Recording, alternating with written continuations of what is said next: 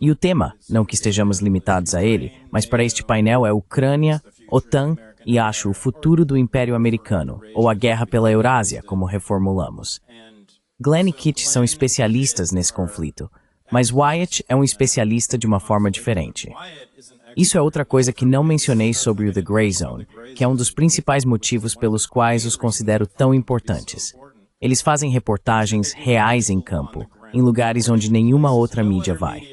Quero dizer, é criminoso que isso aconteça, mas é verdade.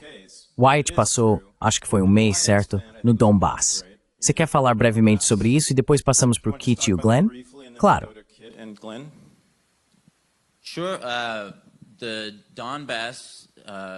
O Donbass, embora não seja reconhecido internacionalmente como parte da Rússia, é de longe o lugar mais pró-Rússia em que já estive. Essa foi meio que a principal conclusão. Quando você está lá, há bandeiras russas por toda parte, as S em todos os carros, e muitas pessoas realmente veem a guerra, a invasão, como uma espécie de intervenção humanitária. É uma perspectiva que, mesmo que você não concorde com ela, é importante reconhecer e importante lidar com isso. Isso é algo que a grande mídia, obviamente, se recusou a fazer desde o início do conflito.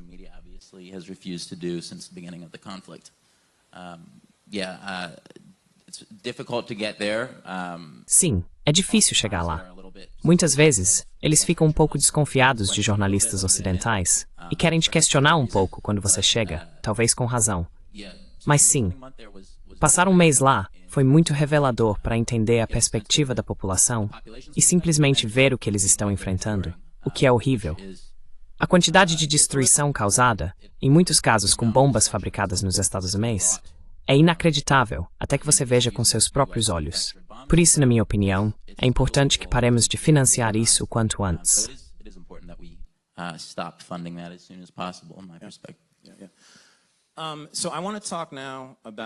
Agora quero falar sobre como vocês três foram punidos. E vamos falar, acho, sobre o porquê disso, se não se importam. Quero dizer, acho que foi há um ano. Aquilo foi uma campanha difamatória contra você? Quer comentar isso brevemente? Para mim foi claramente uma tentativa de derrubar o The Gray Zone mais uma vez. Sim, eles publicaram um artigo difamatório no Washington Post, me acusando de ser algum tipo de espião ou traidor iraniano. Não, recebendo dinheiro, certo? É. Sorte muito dinheiro que a maioria até por feito. Sim, eu trabalhei como freelancer para eles por um tempo e ganhei alguns milhares de dólares alguns anos antes de trabalhar para o The Gray Zone. Mas, obviamente, esse não era o ponto. O objetivo era difamar o The Gray Zone como se fosse, sabe, uma operação de influência estrangeira, o que não poderia estar mais longe da verdade. Nós, obviamente, não aceitamos dinheiro de fontes governamentais. E eles sabiam disso, mas não quiseram deixar que isso atrapalhasse uma boa matéria difamatória. Quero dizer, além disso, fui banido do PayPal e do Venmo. E é meio que uma situação de desbancarização. Então tem isso. Muitas coisas para esperar se você se tornar uma voz dissidente no jornalismo americano. Tenho certeza de que ainda vem mais por aí. Você ainda está desbancarizado? Sim, do PayPal e do Venmo. Isso é permanente. É para sempre.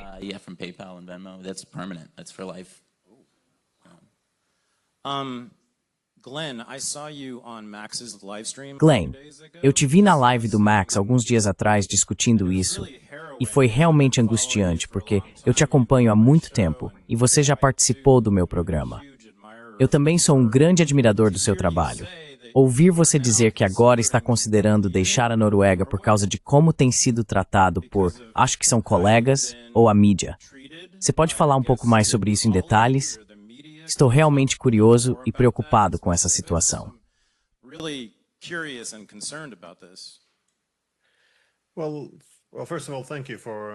Bem, antes de tudo, obrigado por me receberem aqui. O pior é que você realmente não precisa fazer nada de errado. Sabe, se você é professor de ciência política, o ponto de partida em qualquer análise de segurança internacional é a competição por segurança. Ou seja, o Estado A se arma e compromete a segurança do Estado B. Essa é a ideia principal. Por isso buscamos a segurança indivisível.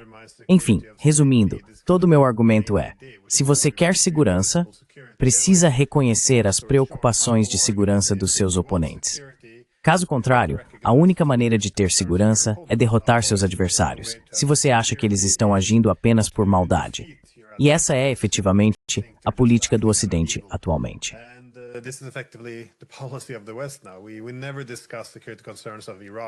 Nós nunca discutimos as preocupações de segurança do Irã, China, Rússia, de ninguém. E se você tenta levantar esse assunto, então você está legitimando isso e está basicamente tomando o lado deles, sendo considerado um traidor. Esse é o tipo de lógica contra a qual sempre alerto, porque se comprarmos essa ideia de que nossos oponentes não podem ter preocupações legítimas, o resultado lógico é sempre a guerra. E isso explica muito dos últimos 30 anos, de qualquer forma. Então eu costumo... Bem, meu foco principal sempre foi a Rússia. Por esse motivo, rapidamente me rotularam na mídia como você sabe, um agente da Rússia. Aparentemente também estou participando de uma operação de influência, porque fui a uma conferência em Kaliningrado sobre Immanuel Kant e sua filosofia sobre a razão do indivíduo. E você sabe, tenho escrito para a mídia chinesa, aparecido na TV chinesa, então também sou um agente chinês. 3 meses atrás, estive no Irã com Max Blumenthal.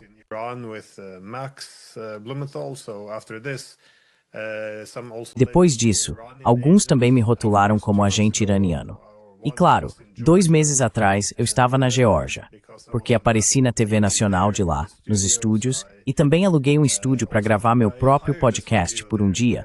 Isso foi considerado prova de como eu estaria envolvido com o regime. Então também sou agente georgiano. Você pensaria que eu já estaria bem rico agora. Você está muito ocupado. Tem muitos empregos. Muitos empregos, infelizmente. Ninguém realmente está me pagando. O que é? Mas eles têm uma boa imaginação. Se alguém algum dia pagou sua passagem de avião para você participar de uma conferência, então isso já é prova de que você foi comprado e pago.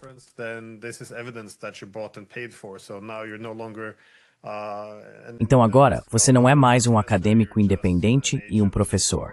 Você é apenas um agente de uma potência estrangeira hostil. Basicamente, é assim que as coisas funcionam. E há alguns elementos naturais nesta sociedade. Alguns jornalistas que sentem que estão lutando a boa luta e combatendo o mal. E para esse fim, até mesmo o cancelamento e a censura são considerados aceitáveis. Mas o problema é que isso também é muito organizado. Ou seja, temos ONGs humanitárias, como são chamadas, mas que são financiadas pelo nosso governo, o governo dos Estados Unidos, Soros, o National Endowment for Democracy, que é abertamente uma fachada da CIA. E você sabe, eles colocaram fotos da minha casa na internet.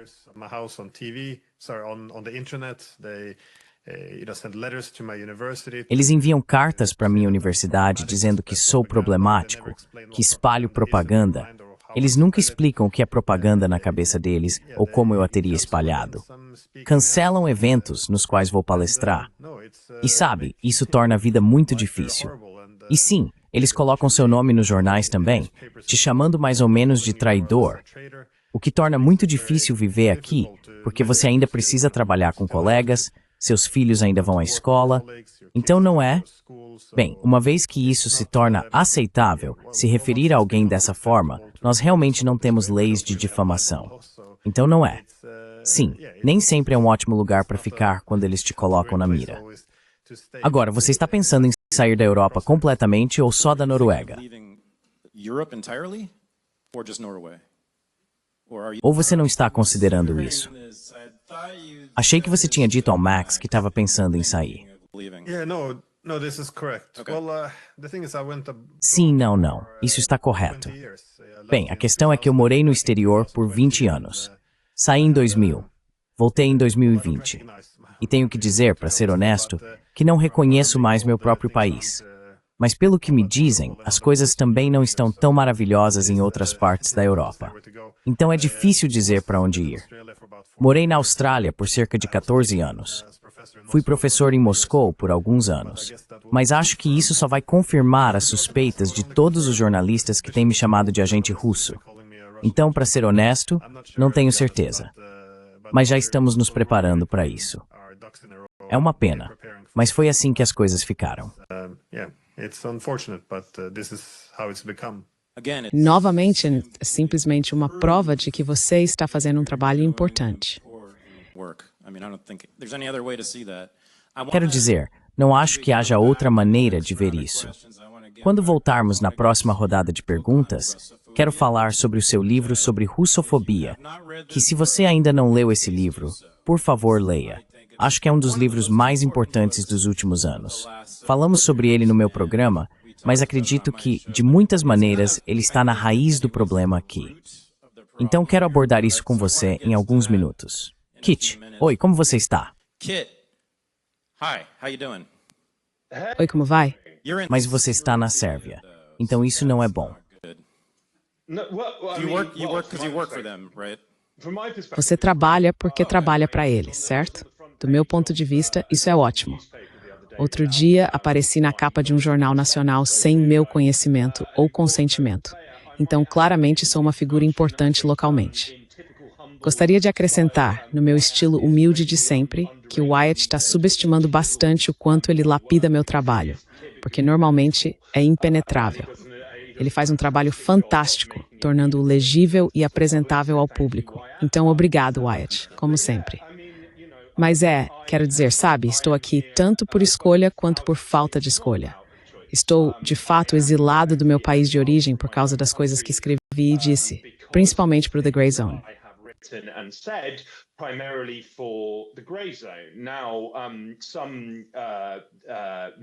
Agora, alguns membros da plateia, alguns telespectadores, podem estar cientes, outros talvez não. Você está perdoado se não estiver. Em maio de 2023, eu voei de volta para Londres, minha cidade natal, porque havia recebido a notícia abrupta e chocante de que um parente próximo estava extremamente doente. Fui recebido na pista por 5 policiais armados da unidade antiterrorismo e então me deram a opção de ser preso por simples não conformidade ou participar de uma entrevista na qual eu não teria direito ao silêncio. Eu teria que fornecer as senhas dos meus dispositivos criptografados e responder a qualquer pergunta que me fosse feita. O único interesse dos 2 policiais antiterrorismo, cujos nomes nunca cheguei a saber, que me interrogaram, era o The Grey Zone.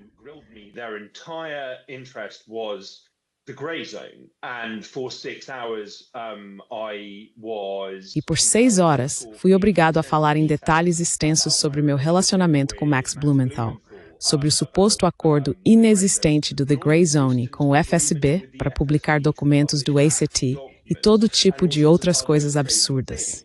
Agora, minha detenção gerou indignação internacional e fiquei bastante surpreso. Fui convidado até para o The Hill, de todos os lugares, para discutir minhas experiências. Achei que isso poderia servir como um impedimento para as autoridades britânicas fazerem a mesma coisa novamente. Mas não, parece que eles se sentiram encorajados pelo fato de terem saído impunes. E desde a minha detenção, tivemos David Miller, um acadêmico e jornalista muito antisionista, sendo repetidamente impedido de entrar no Reino Unido, seu país de nascimento. O ex-embaixador britânico no Uzbequistão, Craig Murray, da mesma forma.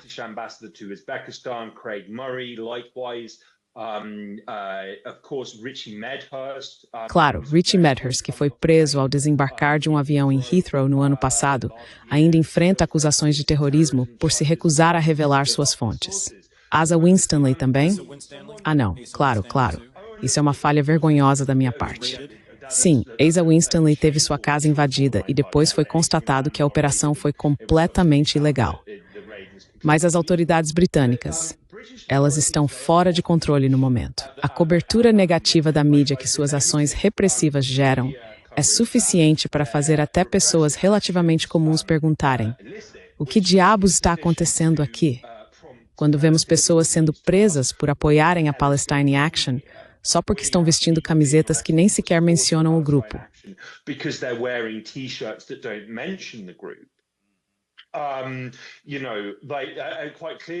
Sabe, está bastante claro que sim, algo muito sombrio e sem precedentes está acontecendo.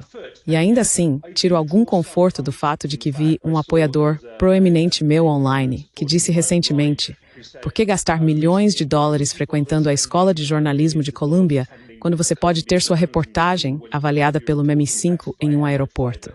Então, de certa forma, vejo isso como um endosso ao nosso jornalismo. E sabe, é preciso lembrar que no The Grey Zone, desde o início da guerra por procuração, temos publicado vazamentos, matérias bastante incendiárias sobre como o Reino Unido está liderando a guerra por procuração na Ucrânia. E recebemos uma quantidade enorme de críticas por isso.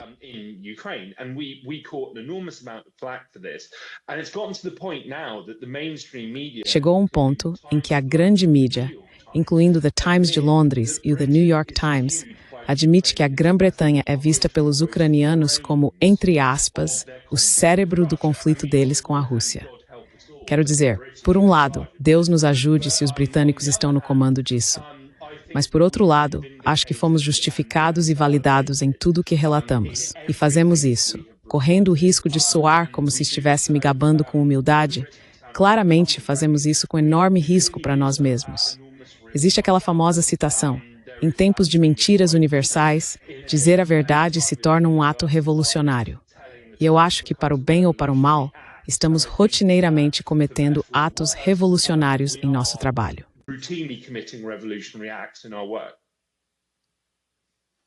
De novo, existe alguma prova adicional de que o que eles estão fazendo é um trabalho importante? Quero dizer, é impressionante o que aconteceu com vocês, e eu nem sabia de algumas dessas histórias. Wyatt, o que você acha? E eu também quero ouvir a opinião do Kit sobre isso. Os normies, quer dizer, você levantou a questão crucial, Kit. Quando as pessoas comuns vão começar a se importar com isso e prestar atenção? Você quer começar? Por que você não fala primeiro sobre os britânicos? E depois eu pergunto ao Wyatt sobre os americanos na Virgínia e como eles se sentem em relação ao Império. Mas você vê algum movimento entre as pessoas não politizadas na Grã-Bretanha em relação a isso?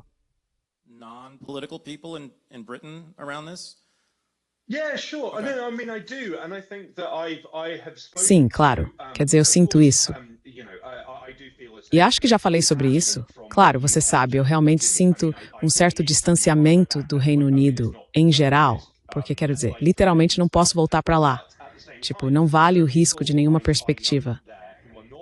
Mas, ao mesmo tempo, conheço pessoas que não têm ligação política, que recebem a maior parte das informações da grande mídia, que veem padres de 80 anos sendo presos por segurarem cartazes dizendo "Eu apoio a Palestine Action". E elas estão perguntando, o que diabos está acontecendo? O que está desencadeando essa reação absolutamente cruel e beligerante do Estado contra a forma mais leve e inofensiva de ativismo político que se pode imaginar?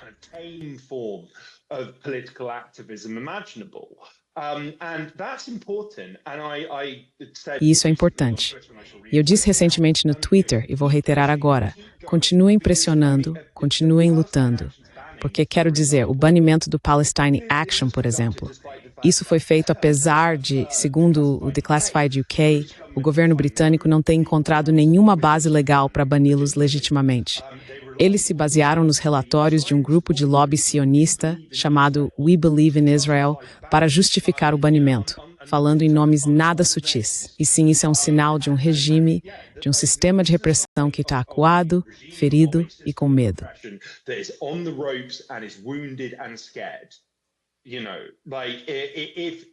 Sabe, se eles estivessem no auge de seu poder e destaque, não se incomodariam com as atividades de verdadeiros apoiadores da Palestina ou das pessoas que os apoiam.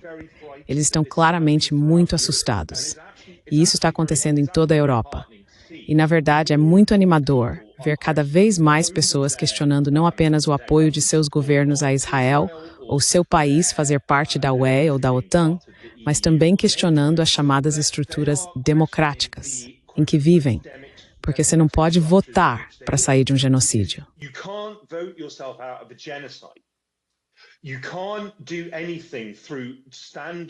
Você não pode fazer nada através das estruturas políticas padrão e aceitas para facilitar uma mudança fundamental nos sistemas claramente falhos em que você vive. Por isso, as pessoas estão buscando mecanismos alternativos e meios de expressar seu descontentamento. E isso é muito animador. Já mencionei isso antes e vou repetir porque realmente vale a pena. Estruturas de poder repressivas são sempre mais repressivas quando estão à beira do colapso. É uma pena que tenhamos que passar pela parte mais repressiva, mas a promessa de algo melhor Ao final de tudo isso, está claramente presente, eu diria.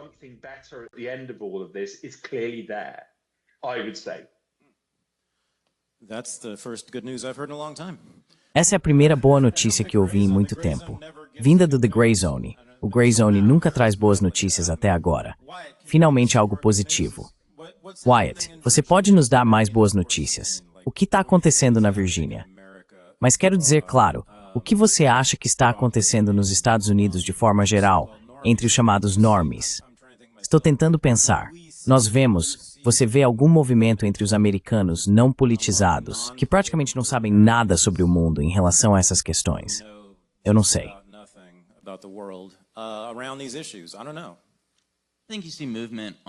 Acho que você vê um movimento em relação a Gaza, em relação ao genocídio transmitido ao vivo. Acho que para qualquer pessoa com consciência, é meio impossível ver esses vídeos e não se comover. Quanto a, se há uma consciência anti-imperialista emergente que vai surgir dos rincões da Virgínia? Provavelmente não hoje, nem amanhã. Talvez alguém faria isso na Virgínia, como onde você mora. Lynchburg. Sim, Lynchburg, and from Peninsular, Estwer.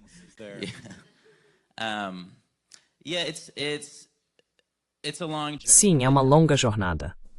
Do meu ponto de vista, na verdade acho que vejo um pouco mais de movimento no Reino Unido, onde a proibição total de um grupo como Palestine Action leva a uma rejeição muito popular. Você pode ver senhoras idosas se inscrevendo basicamente para serem presas e tratadas com violência por esses policiais antiterrorismo, porque acreditam que vale a pena se levantar e lutar por isso. Não sei certeza se já chegamos a esse tipo de momento nos Estados Unidos, mas o que é isso?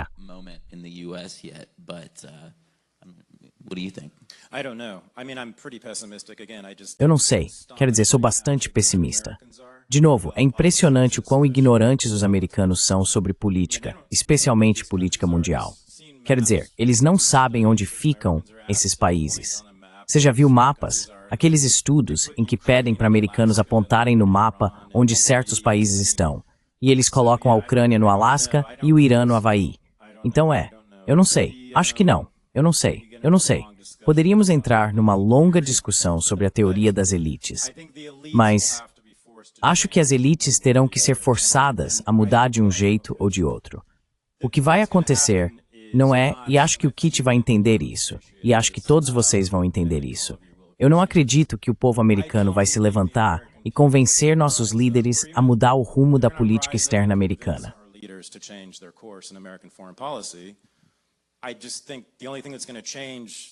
Eu só acho que a única coisa que vai fazer o Império Americano parar o que está fazendo é o que o Vietcong fez, que foi derrotá-los no campo de batalha.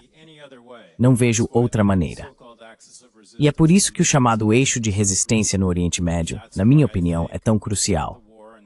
É por isso que acho que a guerra na Ucrânia é tão importante. Penso isso porque a Rússia está, do meu ponto de vista, oferecendo uma coisa: resistência ao Império. E o que vemos é um eixo de resistência crescente globalmente, certo? E o BRICS talvez seja apenas a manifestação mais contexto, mas está em toda parte.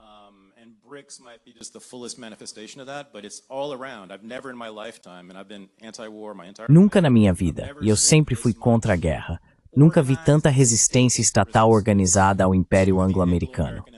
E isso, para mim, é motivo tanto de preocupação pelos conflitos que isso pode trazer, porque o Império não vai cair sem lutar, quanto de esperança, porque acho que vejo uma luz no fim do túnel.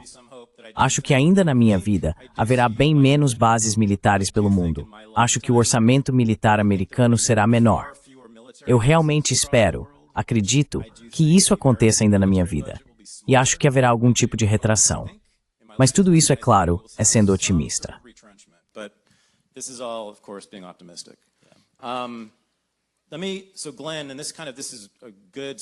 Então, Glenn, e isso é uma boa transição, porque o seu livro Russofobia também é deprimente nesse sentido. Porque já se passaram o quê? 300 anos ou 400 anos de uma obsessão ou ódio por tudo que é russo por parte das elites europeias, certo? É um livro incrível, e ele narra esse medo irracional da Rússia por centenas de anos, e simplesmente não mudou muito. E isso é o que há de deprimente nisso. Agora falamos sobre Vladimir Putin, do mesmo jeito que falávamos sobre Joe Stalin, e do mesmo jeito que falávamos sobre os czares antes disso, e isso não mudou. Na verdade, de certa forma, Putin é retratado de maneira ainda mais dura, não é? Do que Joe Stalin e muitos dos soviéticos.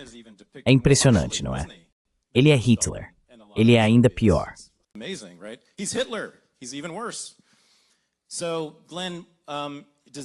Então, Glenn, esse livro e o seu, quero dizer, eu percebo como você está muito mais deprimido com a situação, por motivos muito justos na Europa. Esse seu livro e o seu conhecimento dessa história te deixam ainda mais deprimido. Quero dizer, você vê isso como uma espécie de, para mim, é uma psicologia bizarra entre as elites europeias em relação à Rússia. Você vê alguma chance disso mudar? Bem, não. Deixa eu te perguntar isso. Por que eles pensam assim? Por que eles têm sido tão apegados a esse ódio à Rússia por 200, 300 anos? Quase nunca por um motivo sério ou justificável.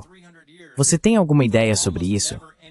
Quero dizer, você meio que aborda isso no livro, mas pode falar sobre isso agora. Sobre por que você acha que esse ódio duradouro à Rússia ainda persiste.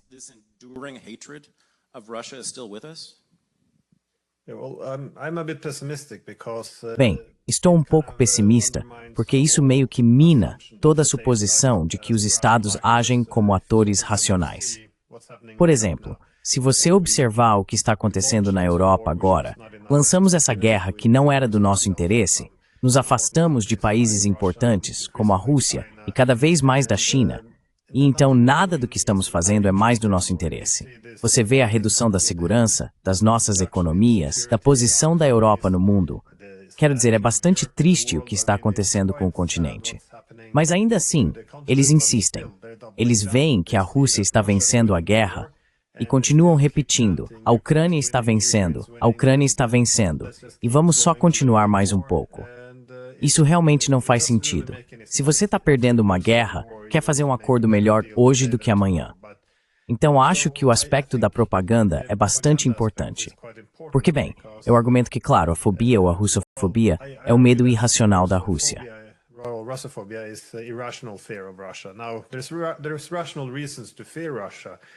Agora, existem razões racionais para temer a Rússia, como o fato de ser a maior potência nuclear do mundo. No entanto, estou me referindo ao ódio ou medo irracional da Rússia. Muito disso está ligado à propaganda. Como Sigmund Freud, Edward Bernays e outros que estabeleceram grande parte da literatura fundamental apontaram, uma vez que você acessa os aspectos irracionais da natureza humana, ou seja, a psicologia de grupo, isso sobrepõe a razão ou a capacidade do indivíduo de exercer a razão. Um dos principais aspectos é que, por natureza, tendemos sempre a nos dividir em grupos. Somos animais de grupo. Nos dividimos em grupos por questões de segurança.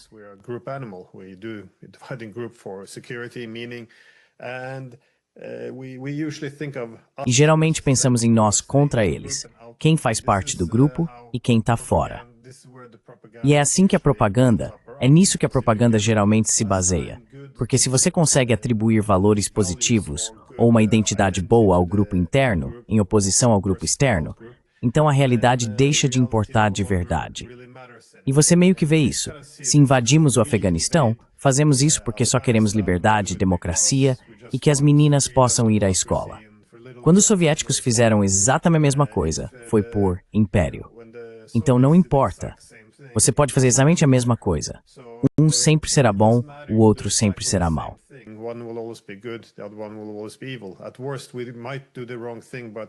Na pior das hipóteses, podemos fazer a coisa errada, mas fazemos isso pelos motivos certos.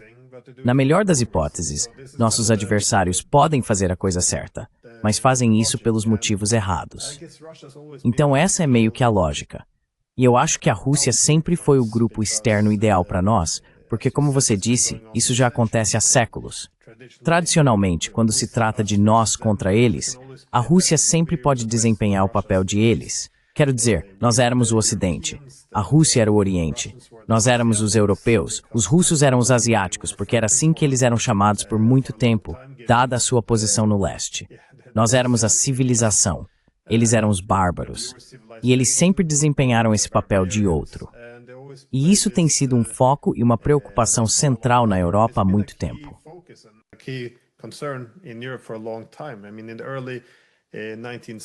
Quero dizer, no início do século XIX, havia também muitos estudiosos britânicos escrevendo sobre isso, argumentando que deveríamos enfrentar nossa russofobia. Isso é um grande problema.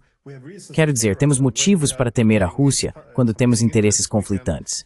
Podemos, sabe, lutar contra os russos se quisermos. Mas esse ódio e medo cego da Rússia não faz sentido algum. Acabamos seguindo políticas que não são do nosso próprio interesse. E é interessante porque, se você ler esses panfletos sobre russofobia da Grã-Bretanha, era tipo em 1828, década de 1830, eles poderiam muito bem ter sido escritos hoje.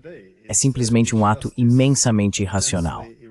E então, claro, se você avança para a Guerra da Crimeia, em meados do século XIX, a literatura é a mesma. Eles apontam como acabamos nos dividindo em grupos. Então, por exemplo, durante a Guerra da Crimeia, você tinha o Império Russo contra o Império Otomano. E então britânicos e franceses entram do lado dos otomanos, ou turcos, e eles mostram como todos os papéis são atribuídos. Então, de repente, os russos são os vilões, os agressores. Os otomanos, que antes eram demonizados, de repente se tornam vítimas da noite para o dia.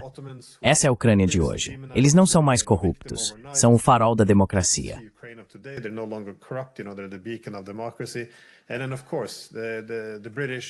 Então, claro, os britânicos e os franceses seriam os virtuosos, salvadores altruístas que ajudariam a vítima e enfrentariam o agressor. E eles sempre atribuem esses papéis diferentes. Não faz o menor sentido se você realmente conhece a história por trás disso. Quem tem feito o quê? E também os objetivos dos diferentes países.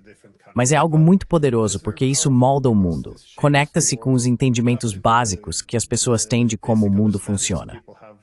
Assim, você pode fazer afirmações estranhas como: bem, o motivo pelo qual a OTAN ocuparia o Afeganistão por 20 anos é, de novo, porque queremos que as meninas vão para a escola. E, sabe, isso realmente não faz sentido. Não é assim que os Estados Unidos formam sua estratégia de segurança. Ela é baseada na hegemonia. Precisa dominar para ter segurança. Não é baseada em meninas indo para a escola. Mas é assim que se faz propaganda.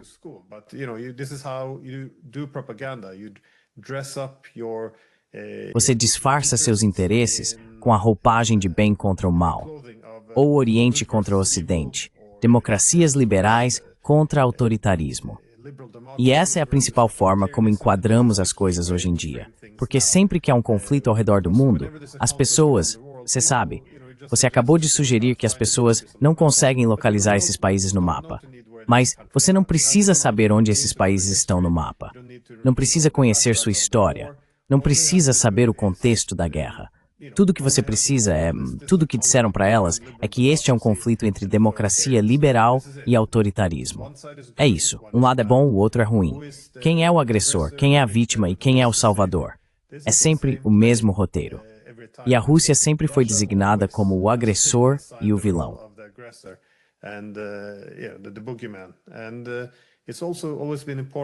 E também sempre foi importante para a Europa ter coesão interna ou solidariedade.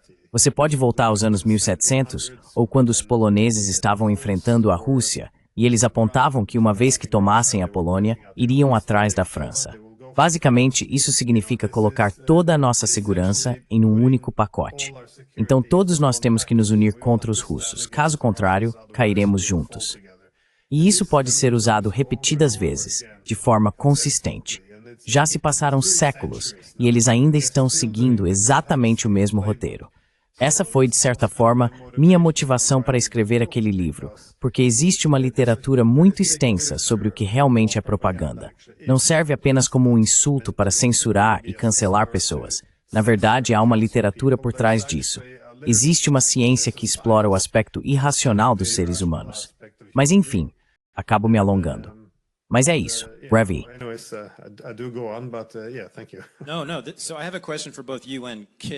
Não. Então tenho uma pergunta para você e para o Kit, dando sequência a isso. E eu sei que é meio impossível de responder, mas façam o melhor que puderem. Qual porcentagem, aproximadamente, vocês acham que cidadãos noruegueses e britânicos apoiam a ideia, de forma geral, do Império Ocidental? E por Império Ocidental, entendam isso. É para onde estamos indo com a pergunta. Expandindo para a Europa Oriental e a Rússia. O que vocês acham? Quantos britânicos e noruegueses realmente se importam com isso? Ou é só a elite? Qualquer um de vocês pode responder.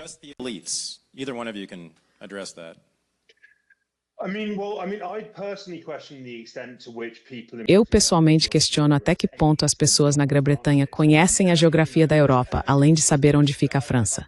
E esse é um ponto que já levantei muitas vezes. E acho que quando você e eu, Tadeusz, conversamos recentemente sobre a importância de prefixar Império Americano com Anglo, a noção de dominação global é quase exclusivamente britânica. E é algo que os britânicos tentaram impor aos americanos. É amplamente esquecido que a Segunda Guerra Hispano-Americana, que meio que o nascimento do Império Americano.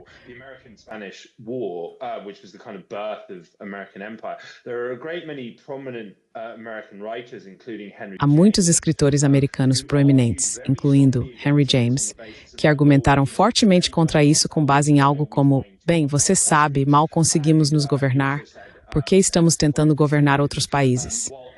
E ele também disse, e é uma citação que ficou comigo, que enquanto o Império pode ter civilizado os britânicos, pode nos transformar em demônios. Grande parte da política dos Estados Unidos é informada por essa ideia completamente insana. E sim, exclusivamente britânica de dominação total do mundo. Na minha região, no sudeste da Europa, que é adjacente à Europa Central e Oriental, há muitos países onde as populações têm visões positivas da Rússia, ou pelo menos visões muito céticas da OTAN. Isso é completamente proibido do debate público.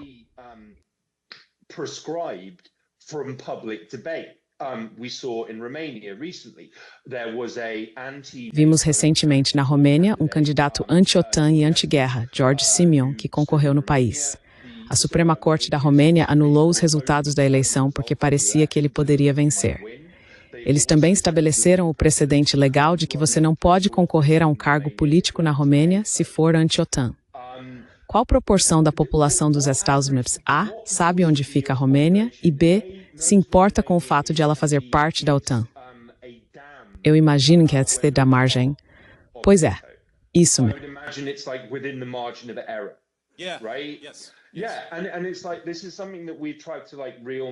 Sim. E é como se isso fosse algo que tentamos realmente esclarecer no The Grey Zone. E se me permitem dizer, acho que temos feito um trabalho muito bom.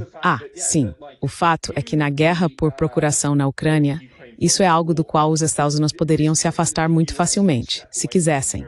E se não estivessem impedidos por diferentes camadas de interesses, por líderes europeus, tagarelas, etc. Do ponto de vista britânico, o Império Anglo-Americano está em jogo no Donbass, porque eles vêm pressionando por isso desde 2014. E é algo como registros abertos, não há necessidade de vazamentos aqui. Existe um indivíduo, Chris Donnelly, que é um antigo conselheiro do Ministério da Defesa britânico, um antigo conselheiro da OTAN.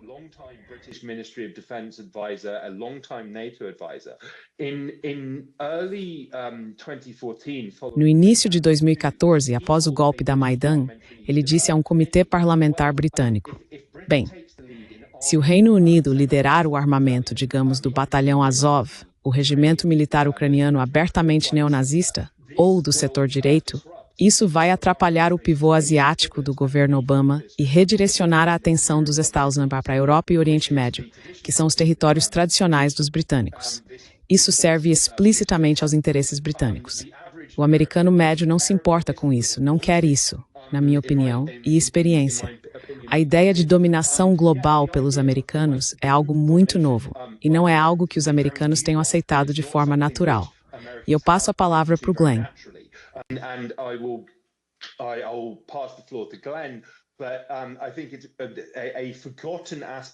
Mas acho que um aspecto esquecido da história é que os britânicos começaram a Guerra Fria numa época em que os Estados Unidos e a União Soviética eram aliados. Em 1946, Churchill fez aquele discurso em Fulton, Missouri, conhecido como o Discurso da Cortina de Ferro. E ele basicamente pediu que os Estados Unidos e a Grã-Bretanha formassem uma relação especial para conter a influência soviética. A resposta da mídia e do público americano foi de repulsa e raiva. Tipo, como ousa esse britânico vir aqui e nos dizer que devemos entrar em conflito com nosso aliado mais próximo? Houve protestos contra o imperialista Winnie na época. Essa era a perspectiva americana então. Não faz tanto tempo que essa era a visão. E acho que, na verdade, até certo ponto, com a ascensão do America First como uma ideia populista, meio que fechamos um ciclo nisso.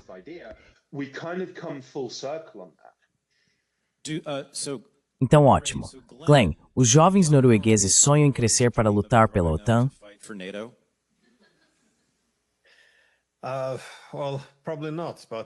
Bem, provavelmente não, mas é difícil dizer porque temos 169 representantes no parlamento. Todos os 169 são a favor do envio de armas. Nenhum deles acha que devemos sentar e conversar com os russos. Temos muitos jornais, muitos canais de TV e todos dizem exatamente a mesma coisa. E também destaco que esse é um consenso notável, mas é preciso perguntar como esse consenso foi alcançado. Foi alcançado por meio de uma discussão aberta sobre o histórico do conflito, sobre os fatos. E então todos nós, de repente, concordamos que sim, precisamos lutar até o fim, não importa o que aconteça. Mas não vemos que esse seja o caso. Vemos que qualquer dissidência é tratada como traição e é eliminada.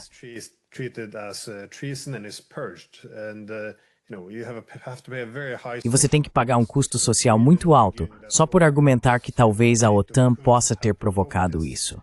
Então é muito difícil saber o que as pessoas realmente pensam. Na verdade, às vezes converso com diplomatas aposentados e quando eles me ligam dizem, não deveríamos estar fazendo isso. Obviamente, não dá para falar sobre a Ucrânia sem falar sobre a expansão da OTAN. Mas eles não podem dizer isso em público, porque sabem o que vai acontecer. Serão crucificados. Então é difícil dizer o que as pessoas sabem e o que estão dispostas a dizer. E isso faz parte, novamente, de como se gerencia uma multidão. As pessoas se ajustam ao grupo ao seu redor. Se todos estão dizendo uma coisa, você vai dizer a mesma coisa. As pessoas geralmente se adaptam ao grupo.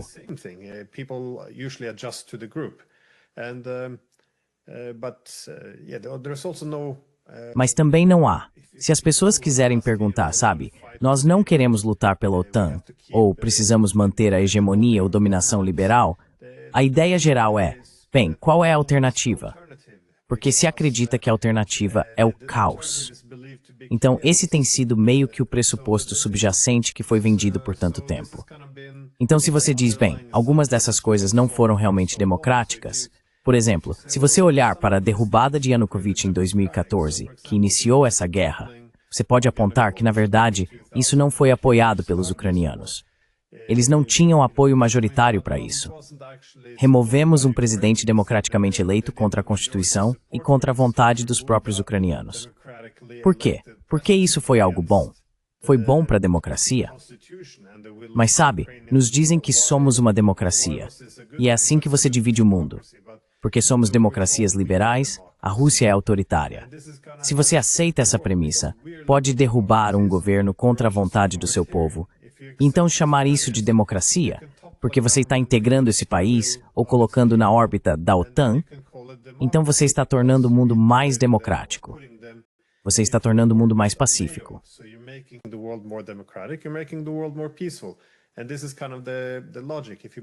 E esse é o tipo de lógica se você aceita a premissa desses estereótipos opostos de bem contra o mal. Quero dizer, você vê a mesma coisa agora com os SOS se afirmando na Armênia. Se você olhar para isso, pode ver o desastre que está por vir. Mas o principal que os jornalistas vão escrever é, bem, mais influência para a América, menos para a Rússia. Isso é paz.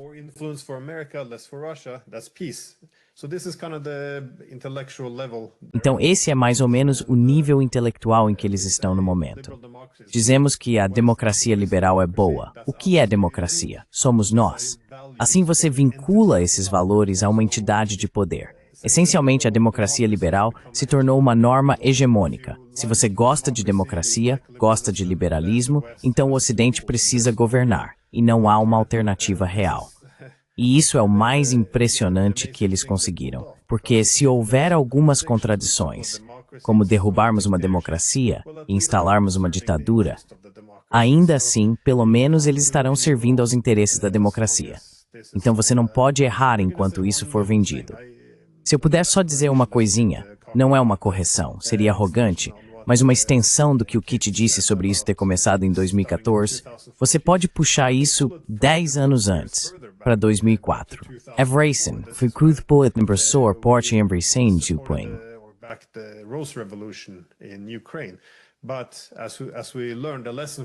Mas como aprendemos, a lição disso foi que instalar Yushchenko para servir aos interesses da OTAN não foi realmente bom para a Ucrânia. Ele acabou sendo descrito pela Newsweek como o líder mais impopular do mundo, o que é uma loucura, um título horrível de se ter. Então a lição, 10 anos depois, quando fizemos outro golpe na Ucrânia, foi que eles não deixaram os ucranianos votarem para voltar a uma posição neutra e laços amigáveis com a Rússia. Então, em 2014, o que fizemos? Reorientamos rapidamente a economia dos russos para o Ocidente para que eles não tivessem mais laços econômicos. Expurgamos os partidos de oposição política que eram favoráveis à Rússia também com interesse econômico.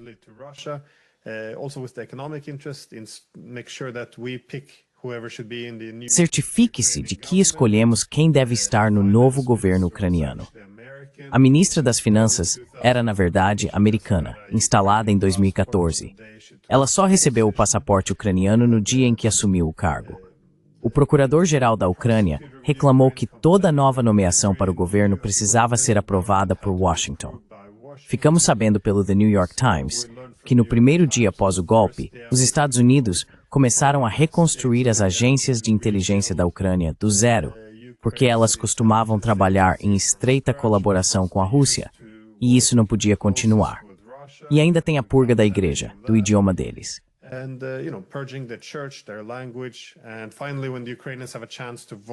E finalmente, quando os ucranianos tiveram a chance de votar pela paz novamente, eles votaram na plataforma de paz que Zelensky apresentou em 2019, onde ele disse, sabe, devemos poder falar russo, devemos ser amigos da Rússia, vamos implementar o acordo de paz de Minsk. Bem, então tivemos essa milícia apoiada pela OTAN, treinada pelos Estados Unidos e pelas ONGs, que basicamente impôs limites para que Zelensky não implementasse nenhuma das promessas de campanha pelas quais 73% dos ucranianos haviam votado. Então aprendemos com os erros de 2004 e tornamos esse golpe permanente em 2014.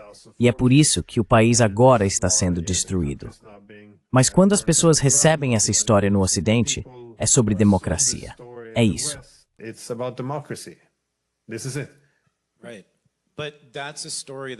Certo. Mas essa é uma história que é contada e aparentemente acreditada, pelo que você tem dito, exclusivamente pelas elites. Então eu quero dizer, e o povo norueguês em geral, e o povo britânico em geral, nem sequer tem ideia sobre essas coisas, certo? E acho que isso também é verdade para os americanos. Quero dizer, podemos falar sobre os jovens americanos também. E por que isso vem de uma terra militarizada?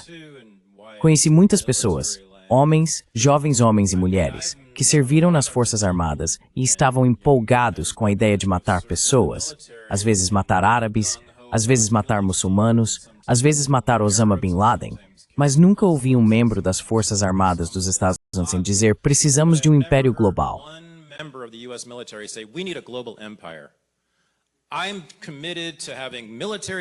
Estou comprometido em ter bases militares em todos os países. Nunca ouvi eles dizerem nada disso. Hegemonia liberal para todos, precisamos espalhar a democracia. Nunca. Alguém já ouviu um homem fardado dizer isso?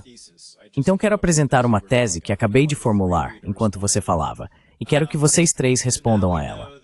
Agora sabemos que o imperialismo é um projeto das elites. E a grande maioria das pessoas comuns nem sabe dessas coisas. Estou pensando na tese de Mackinder e na tese de Brzezinski, que a Eurásia, o controle da Eurásia, é crucial para qualquer império global. Se você quer que seu império seja global, precisa controlar a massa terrestre da Eurásia. Essa foi a tese apresentada por Mackinder e depois mais recentemente por Brzezinski.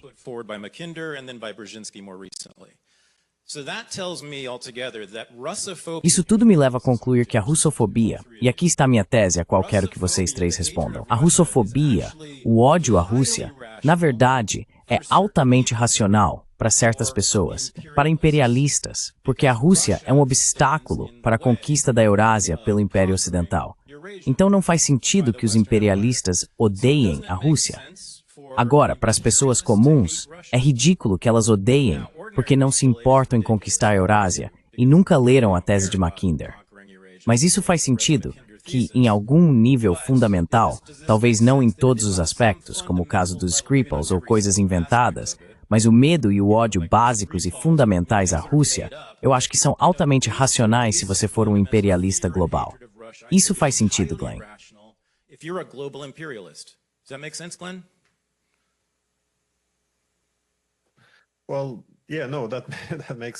Bem, sim, isso faz muito sentido porque, bem, a teoria de Mackinder era que as potências marítimas têm a capacidade de dominar o mundo. Elas são os impérios naturais, porque é muito difícil se diversificar da dependência delas, já que a conectividade se dá pelo mar, e é fácil criar pontos de estrangulamento. Isso dava uma vantagem tanto no movimento de tropas quanto no poder comercial.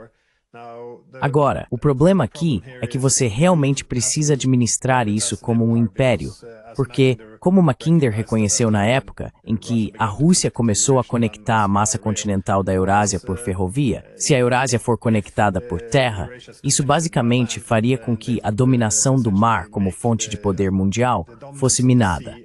Então isso era uma ameaça para a Grã-Bretanha e depois passou a ser considerada uma ameaça para os Estados Unidos.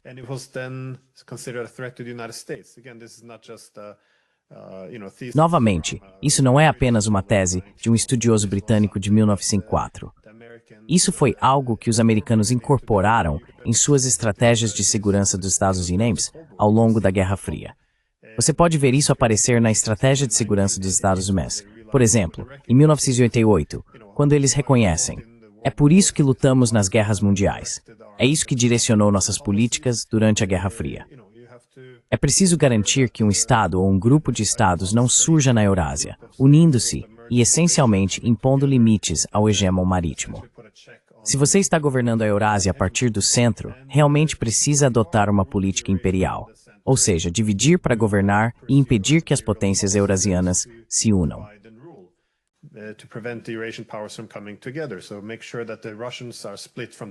Então certifique-se de que os russos estejam separados dos alemães, os chineses separados dos russos, os turcos separados da Rússia e que Índia e China estejam em desacordo entre si. Porque se você divide o mundo, então você tem de um lado aliados obedientes ou vassalos e do outro um adversário contido. E a resposta a isso, claro, é em grande parte o que os chineses estão promovendo agora. Ou seja, se você conseguir fazer com que todos os países trabalhem melhor juntos, então também pode conectar a Eurásia por terra. Mas não.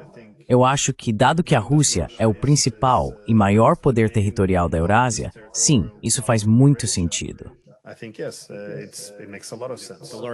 O maior obstáculo, certo, para a expansão do Império Ocidental?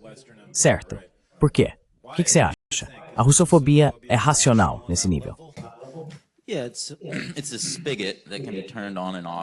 Sim, é uma torneira que pode ser aberta e fechada sempre que necessário. No final da Guerra Fria, era politicamente vantajoso desligar o ódio à Rússia por um tempo. Até recentemente, Obama debatia com Mitt Romney e o ridicularizava por sua postura belicosa em relação à Rússia, dizendo: sabe, os anos 1980 ligaram, querem sua política externa de volta.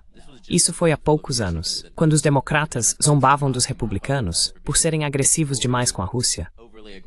E agora sim, como parte de acho que é um fenômeno mais amplo, mas os liberais meio que se tornaram o exemplo disso. Sabe, isso se conecta a Samantha Power e toda essa doutrina da responsabilidade de proteger.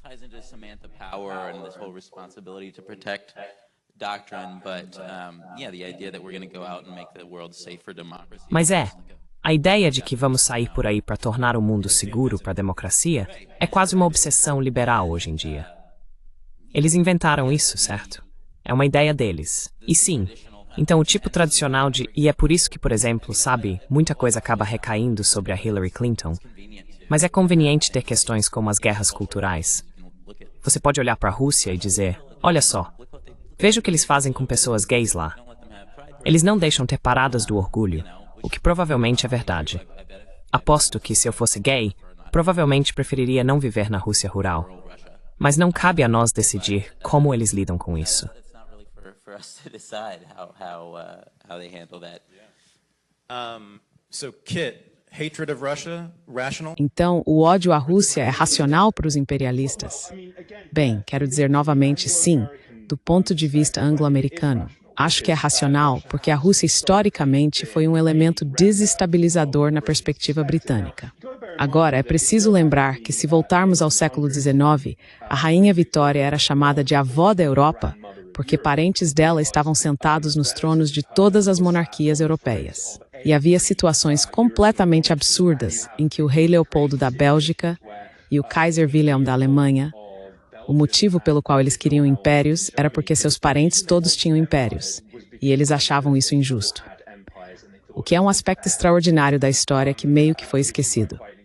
Mas a Rússia sempre foi um elemento desestabilizador do ponto de vista britânico. Russia was always a wrecker from Britain's perspective. It supported the American War of Independence. It supported. Ela apoiou a Guerra de Independência Americana. Ela apoiou o Norte na Guerra Civil dos Estados Unidos. Os Estados estavam do lado da Rússia durante a Guerra da Crimeia. E mesmo quando a Rússia era governada pelos descendentes da família real britânica, se você olhar fotos do Tsar Nicolau e do Rei George do início dos anos 1900, eles são idênticos. São sósias. Então, mesmo quando a Rússia estava até certo ponto sob o domínio britânico, ainda era vista como muito problemática. E houve o grande jogo no século XIX, quando a influência russa na Ásia Central era vista como uma ameaça à dominação britânica na Índia. Quando ocorre a Revolução Russa e os Romanov, a família real britânica, são mortos pelos russos, isso é uma ação imperdoável. E eu não acho que a elite governante britânica jamais superou isso. E não acho que algum dia vá superar.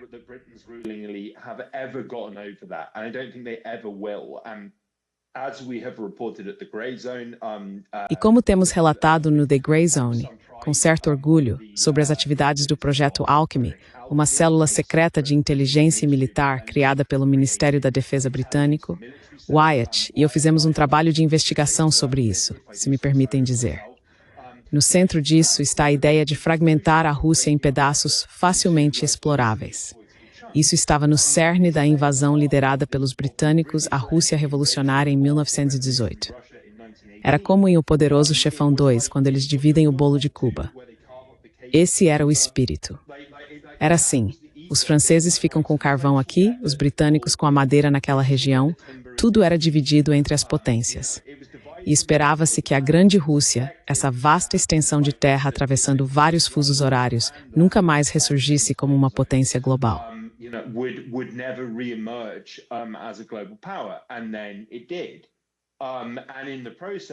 Então aconteceu. E nesse processo demonstrou que camponeses em revolta poderiam resultar em uma mudança revolucionária.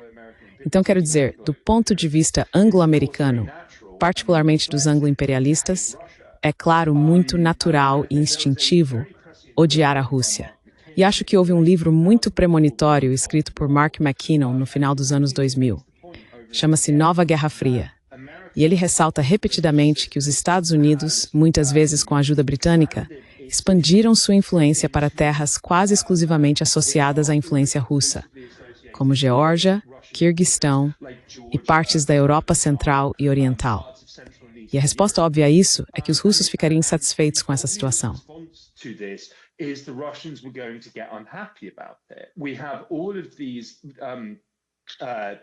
Temos tudo isso. Branko Marcetic, um escritor do Quincy Institute for Responsible Statecraft e colaborador regular da Jacobin, reuniu todas as referências nos cabos diplomáticos dos Estados Unidos vazados pelo Wikileaks, incluindo Bill Burns, que serviu como chefe da CIA sob o governo Biden. Quando a Ucrânia, em 2008, foi nomeada como futura membro da OTAN, houve uma enorme reação negativa em toda a sociedade russa. E Bill Burns, em um memorando para Conde, afirmou que não há questão que una mais os russos politicamente, desde ativistas pró-Kremlin até os críticos mais duros de Putin, do que a possibilidade de a Ucrânia fazer parte da OTAN. Mas do ponto de vista dos britânicos, era absolutamente fundamental garantir que a Ucrânia fosse em que a OTAN quisesse o seu povo ou não.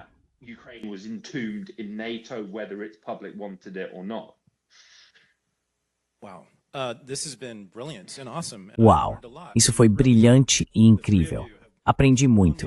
Sério, vocês três me impressionaram aqui. Foi fantástico. No entanto, os fãs de vocês estão sentados aqui na frente e tenho certeza de que, por serem fãs do Grey Zone, eles têm muito a dizer, e ao contrário da maioria dos americanos e britânicos, realmente sabem pra caramba. Então, podemos trazer o microfone aqui? Vou fazer o meu melhor para estender ele. Acho que consigo chegar até... Ah, ótimo, ainda melhor. Legal. Então é isso. Você pode, acho, levantar a mão e ele vai trazer, tudo bem? Beleza. E ele vai trazer o microfone até você. Então pode ir em frente. Hi, thank you very much. You are all great. Oi, muito obrigado. Vocês são ótimos. Acabaram de prender alguém na Itália, um ucraniano. Agora há pouco, tipo 2 dias atrás. Ah, eu não sabia disso. Supostamente, ele quase sozinho em um iate explodiu o gasoduto Nord Stream. Então, o Seymour Hersh diz que os Estados Unidos e acho que a Noruega e talvez o Reino Unido ou a Dinamarca, um terceiro país, realmente fizeram isso. Então, por que estão prendendo um ucraniano na Itália agora? Só quero ter certeza.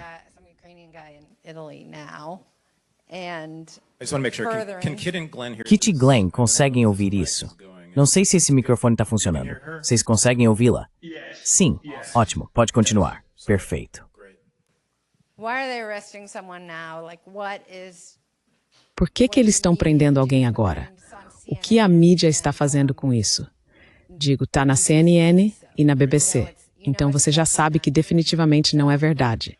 Então por que estão dizendo isso agora e por que estão fazendo isso agora? E o que você acha, especialmente você, Glenn, sobre o suposto envolvimento da Noruega com os Estados Unidos, como disse Seymour Hersh?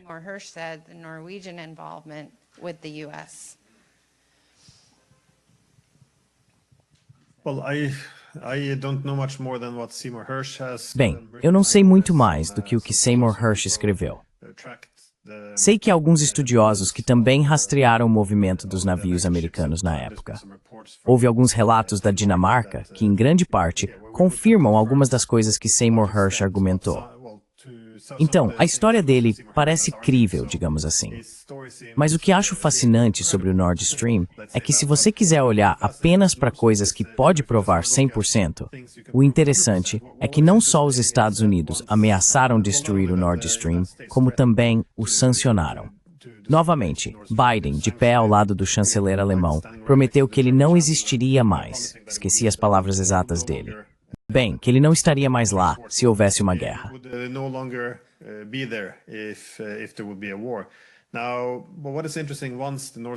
Agora, o que é interessante é que uma vez que o Nord Stream foi explodido, vimos todos os países da OTAN, até mesmo o secretário-geral da OTAN, todo mundo dizendo que todos os indícios levavam à Rússia. Isso foi um ataque russo, seguindo o manual russo. Acho que o secretário-geral da OTAN, Jens Stoltenberg, argumentou que isso poderia ser uma situação do artigo 5, ou seja, um ataque à OTAN. E tudo isso foi usado para que a OTAN afirmasse ainda mais seu controle e militarizasse o Mar Báltico, além de também escalar a guerra na Ucrânia. Agora, depois de todos esses esforços para apontar o dedo para a Rússia, começaram a surgir essas novas histórias. Sim, os ucranianos no veleiro, todas essas coisas, que meio que contradizem muitas das ideias iniciais. Mas aí surgem as histórias de que, bem, sim, a CIA sabia disso e tentou impedir.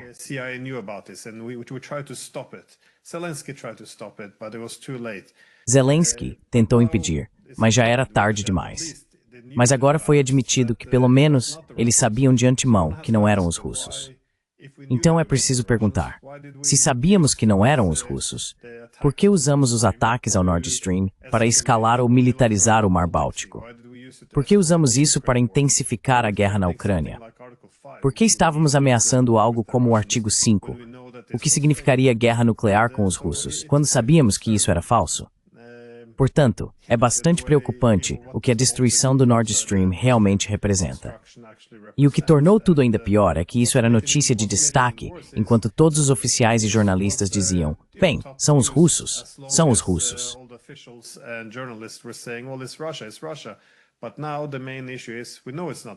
Mas agora a questão principal é que sabemos que não foi a Rússia. Então agora a principal discussão é, foram os ucranianos ou foram os americanos? E essa não é uma boa narrativa. De qualquer forma, os jornalistas só se interessam por boas narrativas. E se não são os russos, não há uma boa narrativa. Por isso ninguém fala mais sobre o Nord Stream. É realmente estranho, especialmente para os alemães, que agora estão se desindustrializando e vendo seu futuro econômico ser destruído. E ainda assim, ninguém realmente quer falar sobre o Nord Stream, porque, mais uma vez, os fatos não devem atrapalhar a narrativa. Então é isso.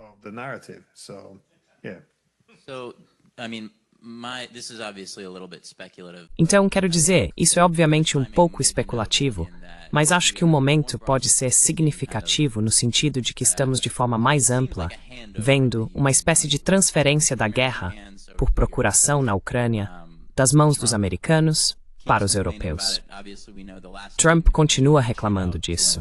Obviamente sabemos que da última vez que ele repreendeu Zelensky na Casa Branca, ele ameaçou retirar a ajuda militar e a cooperação de inteligência e uma semana depois mudou completamente de postura.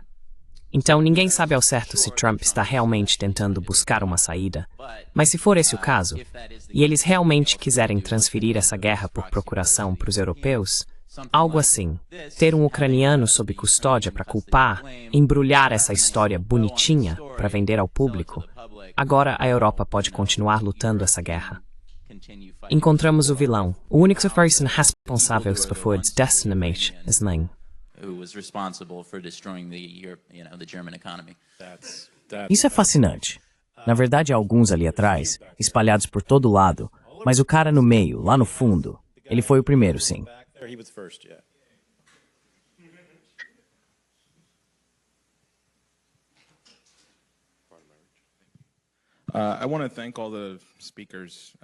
Quero agradecer a todos os palestrantes pelas apresentações e, em especial, agradecer ao Kit Klarenberg por ser o mais pró-americano e otimista do painel, o que é meio engraçado, já que ele nem é daqui.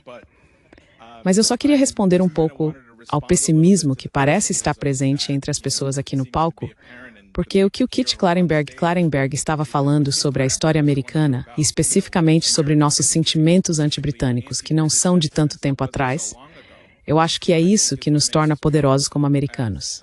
E eu me lembro de pessoas como o presidente Kennedy, quando ele fez uma declaração nas Nações Unidas em 1963, 2 meses antes de ser assassinado, em que disse diretamente aos soviéticos: "Quero trabalhar com vocês na exploração espacial conjunta, como uma forma de acabar com a Guerra Fria."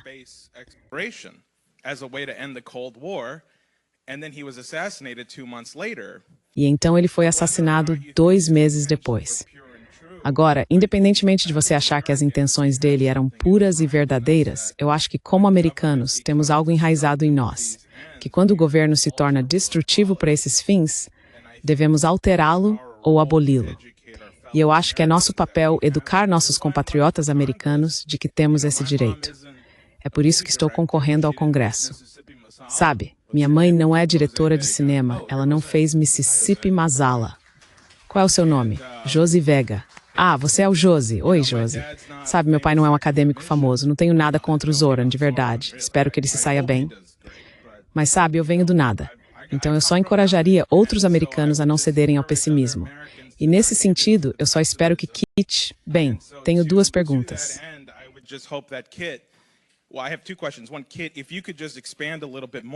Primeiro, Kit, se você pudesse expandir um pouco mais sobre os sentimentos anti-britânicos que os cidadãos americanos tinham no século XX. Por exemplo, Henry Kissinger falou sobre como ele mantinha seus amigos da inteligência britânica mais bem informados do que seus próprios colegas americanos.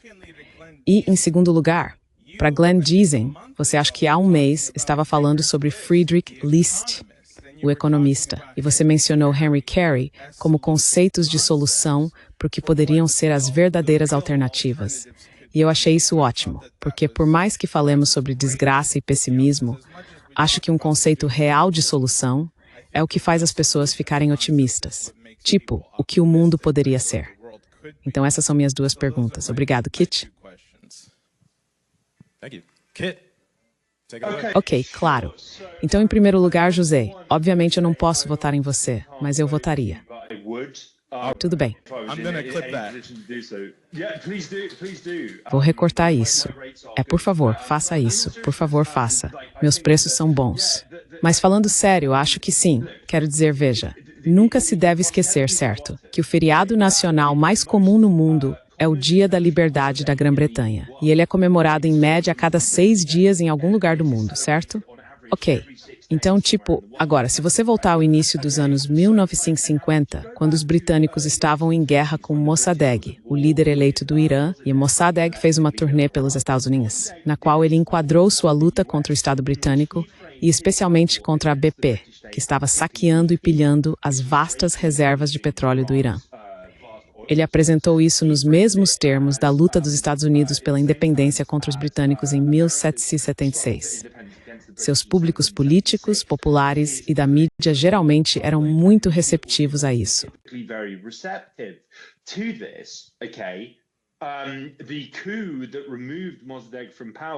O golpe que removeu Mossadegh do poder foi resultado da manipulação do MI6 sobre a CIA e o Departamento de Estado para que apoiassem a ação. Isso não faz parte do pensamento americano natural, por mais difícil que seja acreditar para algumas pessoas. Ho Chi Minh, no Vietnã, ao libertar seu país, tanto dos imperialistas japoneses quanto dos franceses, leu uma declaração de independência para o Vietnã, que era quase idêntica à declaração de independência dos Estados Unidos. A luta dos Estados Unidos pela independência da Grã-Bretanha foi um chamado inspirador e mobilizador para povos colonizados e oprimidos em todo o mundo. É algo muito recente na história o fato de os Estados Unidos terem assumido esse papel imperial, e com frequência isso ocorreu por solicitação direta ou indireta dos britânicos. Isso não quer dizer que os Estados Unidos sejam completamente inocentes nessa história. That's not to say that America is completely innocent in this. I don't take that view, but Eu não compartilho dessa visão. Mas quando olhamos ao redor do mundo, especialmente para os pontos de tensão atuais, como a Ucrânia, que já discutimos, sendo liderada pelos britânicos, a Síria, onde o HTS tomou o poder com a ajuda de uma organização ligada ao MI6, dirigida pelo conselheiro de Assuntos Exteriores e de Defesa do atual primeiro-ministro britânico, Keir Starmer, chamada Intermediate. Eles têm um escritório no Palácio Presidencial Sírio. Grande parte da política dos Estados Unidos é influenciada pelos britânicos, que percorrem o mundo iniciando conflitos, esperando que os americanos apaguem o incêndio em seu nome, ou joguem mais gasolina, dependendo de seus interesses e desejos no momento. Neutralizar essa influência britânica contribuiria significativamente, na minha opinião, para uma política externa dos Estados Unidos mais sensata e menos beligerante. Apenas minha opinião.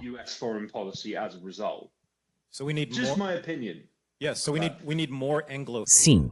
Então precisamos de mais anglofobia. Sim, absolutamente. Temos a fobia errada. Precisamos de anglofobia. Onde está o microfone? Não sei quem era o próximo. Acho que é aqui do lado.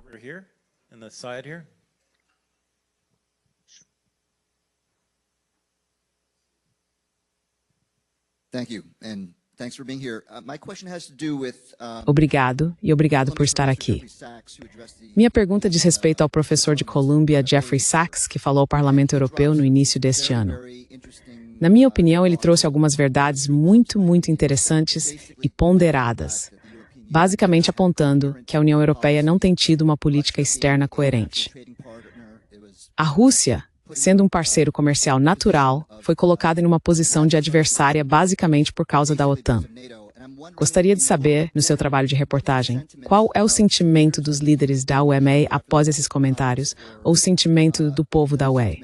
Isso teve algum impacto?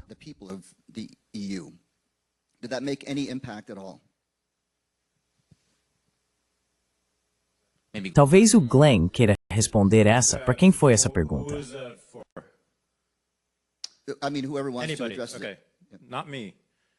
Quero dizer, quem quiser, alguém. Ok, eu não. Glenn, isso parece uma pergunta para o Glenn. Bem, é difícil responder a isso. Isso realmente não teve... Bem, teve muita repercussão na internet, já que não temos os mesmos filtros lá, mas acho que foi mais ignorado por muitos líderes europeus. Porque sim, a crítica à guerra na Ucrânia, por exemplo, realmente não é aprovada. Mas presumo que em algum nível isso deve ressoar com os líderes europeus. Lembre-se de que, por muitos anos, os líderes europeus continuaram falando sobre soberania europeia, autonomia estratégica, tudo isso são, você sabe, palavras bonitas para mais independência da Europa em relação aos Estados Unidos. Na verdade, parte do projeto da UE também tinha como objetivo que a UEME usasse seu poder de barganha coletiva para ter mais igualdade nas relações com os Estados Unidos.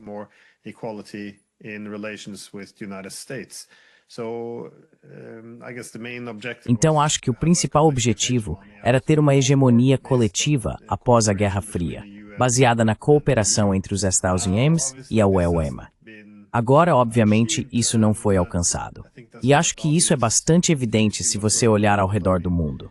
Quero dizer, a Europa não está apenas em apuros em termos de segurança e economia, mas também em relação à sua relevância no mundo e à forma como as pessoas veem a Europa. Está se tornando quase uma piada quando você vê essas fotos recentes da Casa Branca, com eles sentados ali como crianças na escola. Então, é preciso perguntar, como isso aconteceu? E o Macron, há alguns anos, alertou que não deveríamos nos tornar vassalos, temos que nos impor. Mas o que isso realmente significa? Como é possível que 27, 28 países consigam se unir e falar com uma só voz?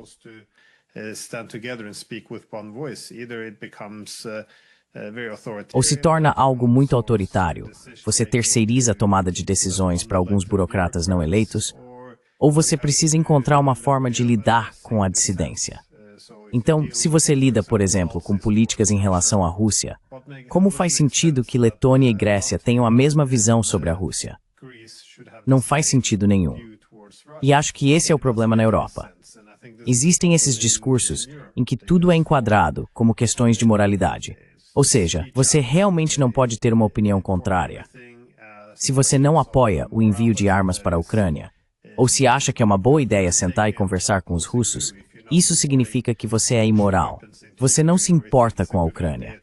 Se você se importasse com a Ucrânia, lutaria até o último ucraniano. Então, esse é meio que o único caminho aceitável.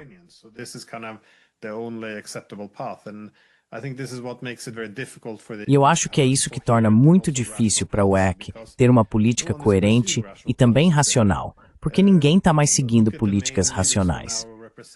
Olhe para os principais líderes que agora representam a Europa. Além dos não eleitos, você tem Meloni, Starmer, Macron. Quero dizer, eles são alguns dos líderes mais impopulares. Os líderes populares são considerados ilegítimos. Então acho que Sachs estava absolutamente certo. Mas os europeus precisam encontrar uma forma de voltar à racionalidade e também parar de se subordinar aos Estados Unidos. Para mim, esse foi o ponto mais importante que ele levantou. Por que vocês continuam implorando para que os americanos os representem? Agora, vocês têm uma população maior. Deveriam ser capazes de pegar o telefone e ligar para os russos. São os europeus que não querem atender o telefone. E por 3 anos e meio, eles estão se isolando, se subordinando. E não há motivo algum para isso.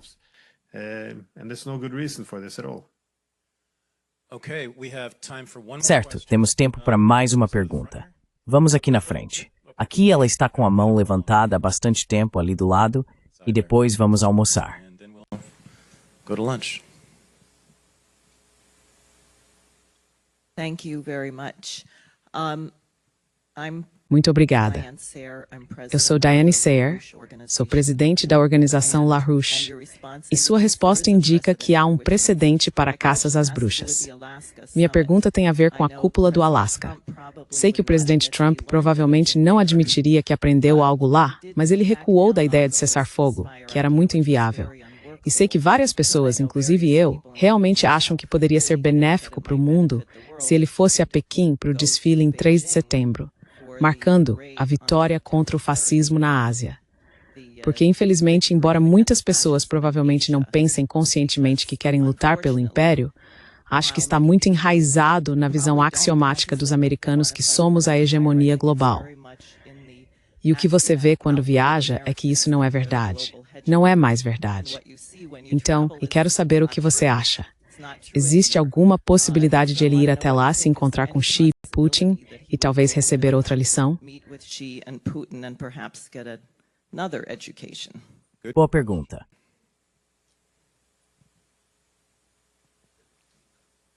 Another question? Outra pergunta? Certo, vás escolher bem esse sport. Right in the front. I just wanted to say, I live in France. Só queria dizer que moro na França. Tenho cidadania britânica e alguns parentes na Polônia. Embora eu concorde com a distinção entre querer lutar pela OTAN ou querer um império global, ou em relação aos americanos quererem, dependendo de qual autoridade confiável você escute, entre 750 e 1.003 bases americanas no exterior, a população em geral não adere a isso. Agora, não posso falar pelos Estados Unidos, não tenho conhecimento suficiente, mas em relação à Europa Ocidental, e mencionei 3 países, mas também incluiria a Irlanda. Acho que estamos nos iludindo. Ou talvez, se me permite ser tão ousado, vocês estão se iludindo, se acham que é só a elite ou só a classe gerencial. Quero dizer, se você quiser, em Paris ou em qualquer lugar da França, tentar pendurar uma bandeira russa na sua janela em vez de uma bandeira ucraniana, se estivesse pendurando de uma bandeira do ISIS.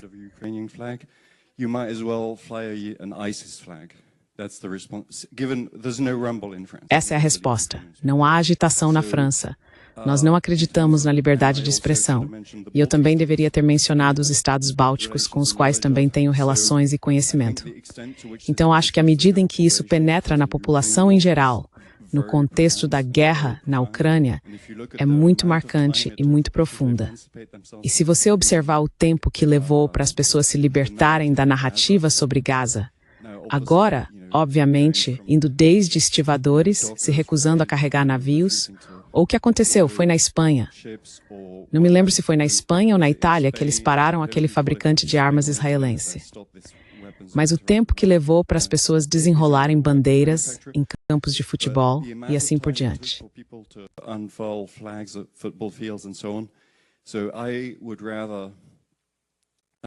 Então eu preferiria ter um respaldo incrivelmente rigoroso de dados de pesquisas para esse tipo de coisa, porque como Chomsky disse, os Estados Unidos eram a sociedade mais doutrinada do mundo, mas o grau de doutrinação e o nível de reação irracional se você fala qualquer coisa sobre Ucrânia, ou Gaza, ou Israel, é simplesmente incrível.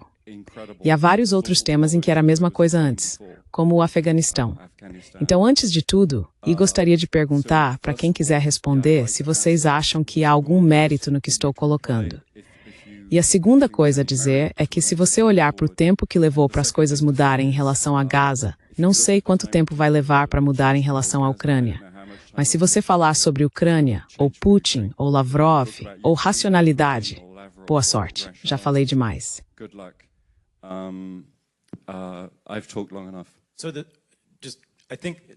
Acho que ouvi dizer que a tese é que a consciência imperial está, na verdade, bastante disseminada entre as populações na Europa. É isso que você está sugerindo? Eu estava dizendo que é um fenômeno das elites, certo? Certo. Certo.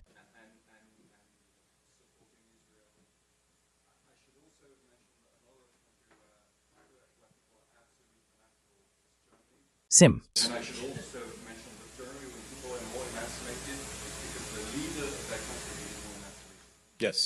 Sim. Ok, entendi. Eu só queria expor a tese. Então, alguém quer responder rapidamente a isso? Temos alguns minutos.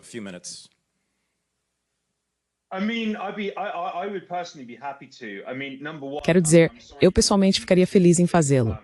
Em primeiro lugar, sinto muito que você tenha a cidadania britânica. É, sabe, uma mancha para todos nós. Mas falando sério, você mencionou uma mudança de consciência em relação a Gaza. Eu realmente acho que, embora tenha levado quase 2 anos para a grande mídia perceber que Israel está cometendo um genocídio, um holocausto do século XXI, as pessoas comuns perceberam isso muito mais rápido. E acho que vemos, em relação à Ucrânia, se você olhar para pesquisas de opinião de europeus, inclusive em países que são muito pró-Kiev na disputa com Moscou, que o apoio público para mais gastos com defesa, entre aspas, e para coisas como o serviço militar obrigatório, que foi cogitado em países como a Alemanha.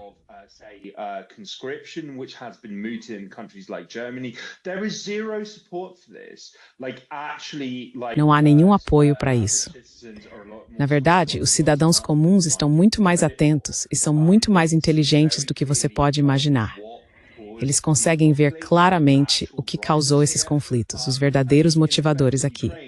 Quero dizer, no caso da Ucrânia, tivemos basicamente durante os 2 primeiros anos uma propaganda incessante da grande mídia sobre como aquilo era uma grande batalha pelos valores europeus, entre a livre e corajosa democracia azarona da Ucrânia contra sua vizinha despótica, autocrática, maligna e hitlerista, a Rússia. Isso desmoronou de forma bastante espetacular. Então, de novo, talvez seja só, chame de otimismo teimoso se quiser, mas eu realmente acho que as pessoas estão muito mais conscientes do que está acontecendo e do porquê do que você pode imaginar.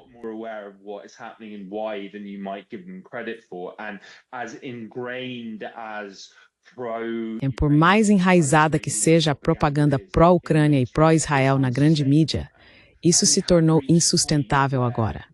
Chegamos a um ponto em que a esmagadora maioria dos veículos tradicionais, pelo menos no mundo de língua inglesa, está admitindo que sim, Israel está cometendo genocídio, e além disso, a Ucrânia está perdendo feio essa guerra. E, na verdade, é um país muito corrupto, com um problema muito sério de elementos de extrema-direita, se não abertamente fascistas, ocupando posições de influência e poder. Então, independentemente do que a grande mídia diz, acho que o sentimento nas ruas é bem diferente. E, novamente, acho isso encorajador.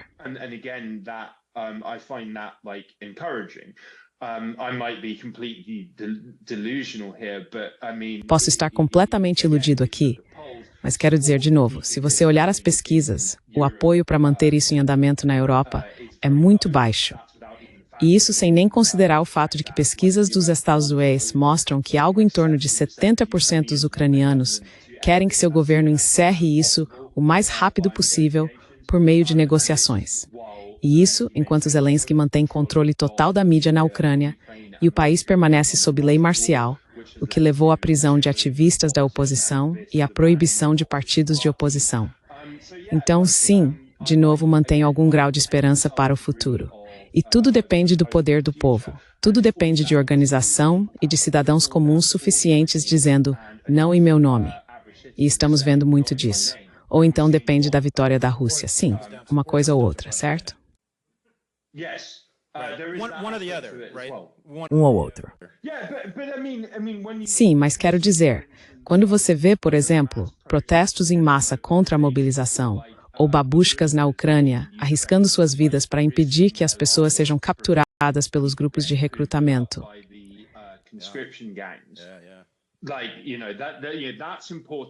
Sabe, isso é importante e nunca devemos esquecer. Isso é o poder do povo e é incrivelmente inspirador. E você tá certo, acho que vou dizer que prefiro a visão do Kit e certamente espero que ele esteja certo. Prefiro o otimismo, mas vejo as evidências. Mesmo na Ucrânia, você está dizendo, mesmo na Ucrânia, a resistência em massa ao Estado militar que vem acontecendo é incrível e prova muita coisa. Então obrigado, Kit, por focar nisso. É um prazer. Obrigado, Glenn, por tua presença. Abraham teve vocês. Obrigado, Wyatt, por dizer how to voice you. E obrigado a todos os que estão aqui.